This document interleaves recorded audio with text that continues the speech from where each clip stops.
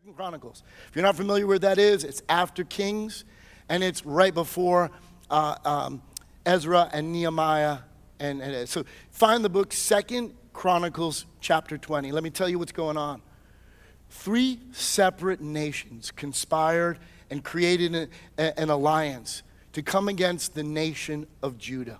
At this time in Israel's history, the nation had actually split into 2 separate kingdoms. The northern kingdom had 10 tribes of Israel together, and it was called Israel. The southern kingdom was called Judah, which was made up of the tribe of Judah and Benjamin together. At this particular time, they had a godly king. His name was Jehoshaphat.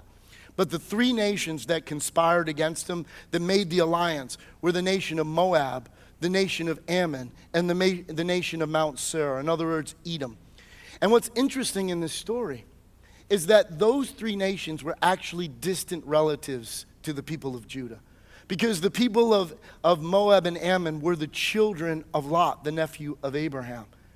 And the people of Edom were actually the offspring of Esau, the brother of Jacob. And man, just think about it. Nothing's more nasty than a family feud. In fact, in our nation, domestic violence, whenever there's murder and things, they always look first at family situations, because the overwhelming majority of facts is that domestic violence can be really, really difficult. And here in this situation, these 3 nations came to destroy, absolutely wipe out the nation of Judah. And that's where we're going to pick up this story. And as we do today, there's just 4 simple things I want to take out of this story today that I think apply to all of us. And the thing that we need to remember, as God was big enough to the challenge then, our God doesn't change.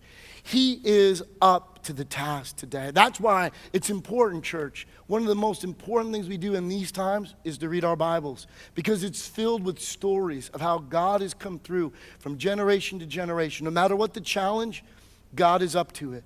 You and I, we can take out of this story some simple principles that I believe that when we follow them, that God is just as up to the challenge for us as he was for them. So let's pick up the story in 2 Chronicles 20 and verse 1. 2 Chronicles 20 and verse 1 says this: After this, the Moabites, the Ammonites, and some of the Midianites came to wage war against Jehoshaphat. And some people came and told Jehoshaphat, a vast army is coming against you from Edom and from the other side of the Dead Sea.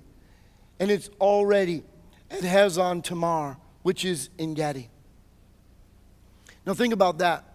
We're all dealing with the news today, and we're hearing all of this spread of this coronavirus, all that is going on across our globe. We've never faced challenges like we're facing today. In my lifetime, I've never seen it. My wife, all of us, we've taught. I don't know that we've ever, in this last quite a long time, have ever faced something like we're facing right now. But I want you to remember, church, not only will we get through it, our God will bring us through, and we'll be stronger than we were before. Why?